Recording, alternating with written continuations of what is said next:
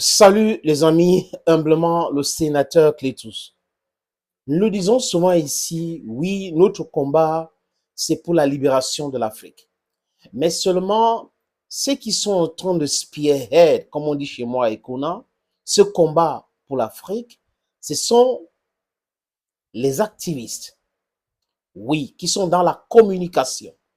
Parce que l'éveil de conscience pousse le peuple africain à refuser tout ce qu'on lui a imposé hier. Et aussi, nous avons des leaders.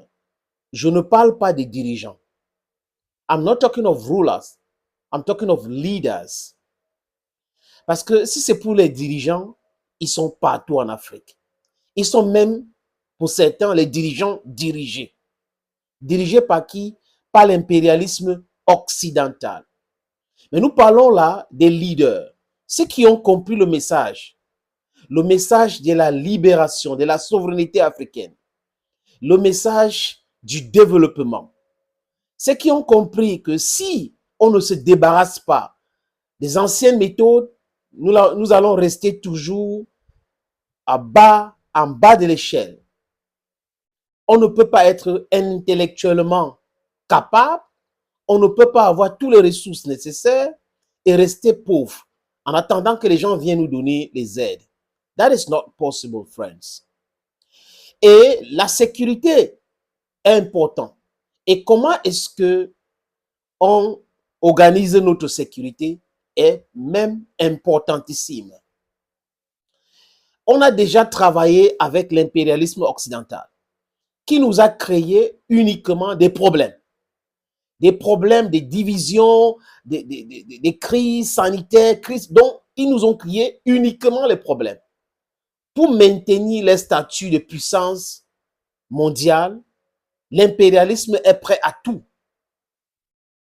Et nous savons, Boko Haram ici, l'insécurité djihadiste là-bas, après il vient aux Nations Unies, prétend défendre l'Afrique, alors que les terroristes sont toujours en train d'utiliser les armes qu'ils fabriquent chez eux. Et on se pose la question, comment les différents amis dans nos micro-États n'arrivent pas à avoir les mêmes armes que les terroristes?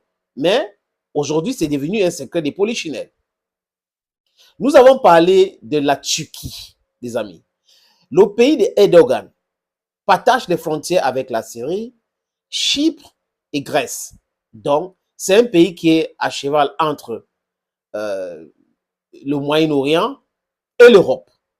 Ils ont une position que les Américains ont utilisée pour mettre la pression sur la Russie, mais bon, compte tenu des différents accords signés, vous vous rappelez de la crise de Cuba dans les années 60, il y a certaines armes qui ont été enlevées. Mais la Turquie appartient à l'OTAN. Écoutez-moi très bien la démarche, c'est ce que je suis en train de vous démontrer, les amis. La Turquie appartient à l'OTAN et les pays de l'OTAN sont responsables de la destruction de la Libye. Les pays de l'OTAN font partie, la quasi-totalité des pays qui ont colonisé le monde entier. Ils font partie des pays qui ont des institutions appelées les institutions Bretton Woods, donc qui imposent des stratégies économiques sur tous les autres petits pays ou les pays, entre guillemets, dits faibles. C'est ces mêmes Turquie-là qui a envoyé les mercenaires combattre en Syrie contre Assad. N'eût été l'intervention de Vladimir Poutine et de la Russie, la Syrie sera aujourd'hui entre les mains des djihadistes. Voilà le travail de cette Turquie-là, à travers un groupe appelé Sadat. Le groupe Sadat est connu en Syrie comme un groupe dangereux. Des gens qui ont formé, les amis, les terreaux en Syrie.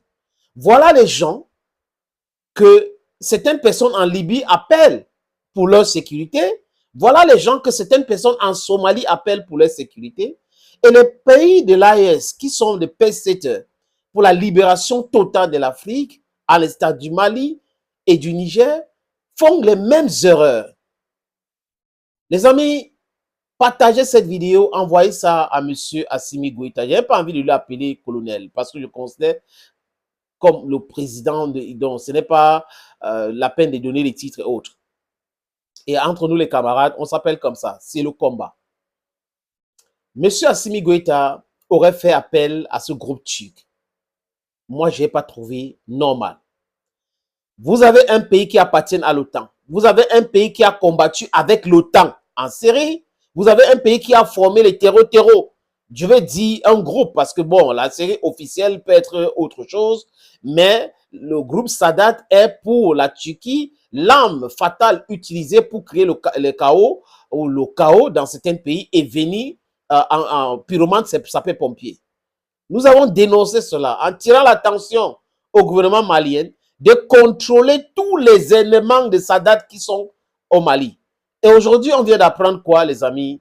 Que le Niger a fait appel après des 1000 mercenaires du groupe ou de la société Sadat, qui a conseillé le Conseil national de la sauvegarde de patrie ou M. Abdurrahman Tiani, le président Tiani, de faire appel à ces mercenaires-là, à cette société-là.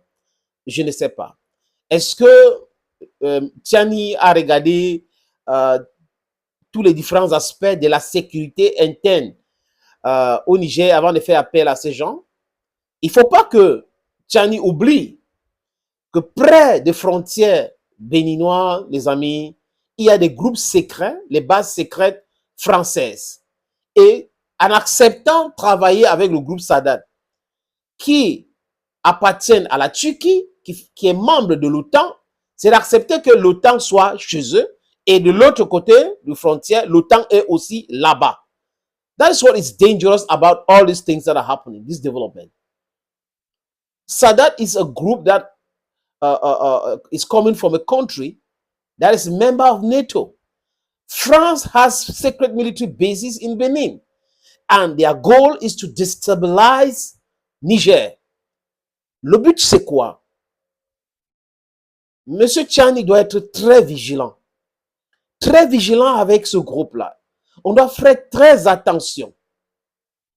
Moi, je pense à mon humble avis, les amis, que les pays de l'AES devraient plutôt acheter les armes en Turquie, tout simplement, et éviter de travailler avec les éléments turcs. Maintenant qu'ils sont déjà là, qu'est-ce qu'il faut faire? Parce que on ne va pas condamner pour condamner. Qu'est-ce qu'il faut faire? Il faut veiller, il faut contrôler ces gars-là. Il faut les contrôler. Il ne faut pas les permettre de venir créer le désordre au Niger ou au Mali, où vous avez le lien entre le Bénin. Il ne faut pas que les gars-là utilisent les différents moyens qui seront mis à leur disposition pour pouvoir déstabiliser le Niger. D'ailleurs, je fais confiance au peuple du Niger. Je fais confiance au peuple du Mali. Il ne faut pas accepter cela. Ce sont des petites choses qu'on fait et après qui peut nous coûter, mais on doit faire attention et en tirant la sonnette d'alarme, le président Tiani et le président Assimi Goïta devraient faire très, très attention. À mon humble avis, l'histoire de cette société Sadat est bizarre et cette société n'est pas très claire. Donc, il faut faire attention. On doit faire appel aux gens qui n'ont pas une histoire colonialiste, qui ne sont pas dans les organisations qui ont toujours créé le désordre en Afrique. Suivez bien mon regard, les amis. Thank you, friends, and thank you again.